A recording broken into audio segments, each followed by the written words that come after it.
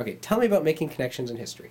Okay, so when I was first asked to teach this course, it had this legacy, 25-year legacy of Monday night at the movies. And so students knew it as a course that was sort of easy. They could come and watch a film every night, and it wasn't really rigorous. And so when they asked me to teach it, that's what they wanted, is they wanted the move to this more rigorous approach.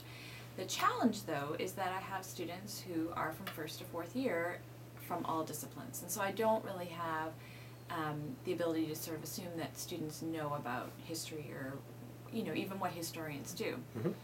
And so I was struggling a little bit with how to really teach this course to engage them, because I wanted them to be able to leave the course not necessarily knowing all the content, but I wanted them to at least be able to take the process of doing history with them. Sure. And so I developed this, in thinking about the course, developed this concept map that I thought would help them to understand what it is we were doing in the course. And so I put this on the course outline. I also used it the first day of class to really explain to them what I mean by doing history, because this is really the central component of the course. So I talk about doing history and the fact that it's really a process of critical thinking and analysis.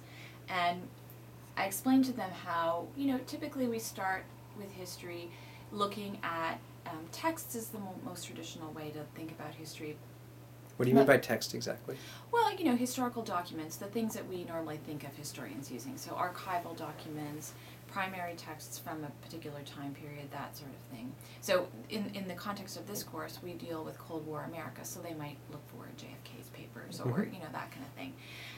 But because it's a film course, I also want them to learn to read other kinds of texts. So I bring in lots of images, and we, of course, watch films, and we also listen to music that's from different time periods. So I can get them to start thinking about, how can they use those sort of non-traditional sources to really enhance their understanding of a particular time period. And are they able to read these as successfully as something that's written? Well, they're beginners. I mean, I think we all are having to work at, how do you really read those kinds of, documents. But I am trying to teach them to look at them more critically. Sure. I mean, particularly in terms of films, they usually just watch them for their entertainment value. They're not necessarily critiquing them or asking critical questions about why did they say this or that in a film. So I want them to serve as a way for the students to get into the time period, but also to provide them with an opportunity to step back and say, gee, can I really use this film as a historical document or not? And sometimes we say not. And so it's just that process. And certainly what I hear from students is that they say things like, I've never watched a film like that before. I've never thought about a film in the sense that it might teach me something about the time period. I'm usually just watching it for the car chases and the entertainment value. Passively. Yeah, watching it. absolutely, the passive. Yeah. Okay. So you start with these different types of texts. Right, and what I want to convey with this particular concept map is this notion that it kind of can go both ways. You can start from the top down, or you can start from the bottom up. And so if we start from the top down, we start with those artifacts, and then we have to sort of filter them. And I explain this by talking about historical memory, or what I call historical memory. And it's the notion that all of the documents themselves have a historical memory, and so they are contextualized in the period in which they're created.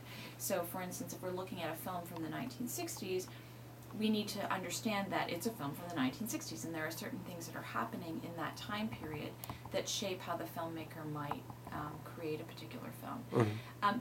But also in terms of historical memory, I want them to understand that they also come to the documents with a particular context that's shaping how they're reading a particular text or image.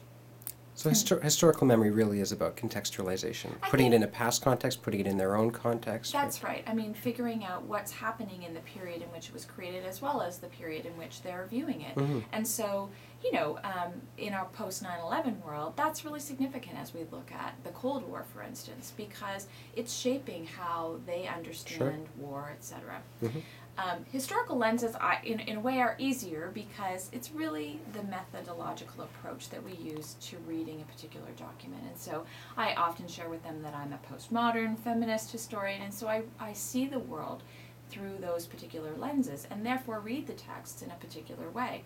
I want them to be able to step back and sort of interrogate where are they coming from, what influences their reading of the documents, because I think this is really significant. And then once you've filtered down both of those levels, that's really where our interpretation comes from. And the notion of interpretation itself is really challenging for the students because they're used to history being taught to them as a very narrative kind of thing. So, the professor will get up and stand up and talk about, the history over a particular time period, telling stories in essence.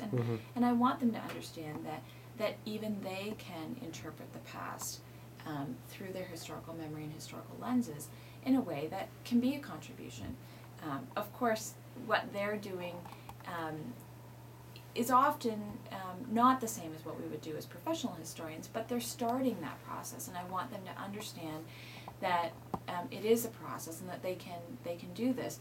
And I think really for me, that's what I want them to take away from the course, this notion of critical thinking and analysis that really can be applied to any discipline.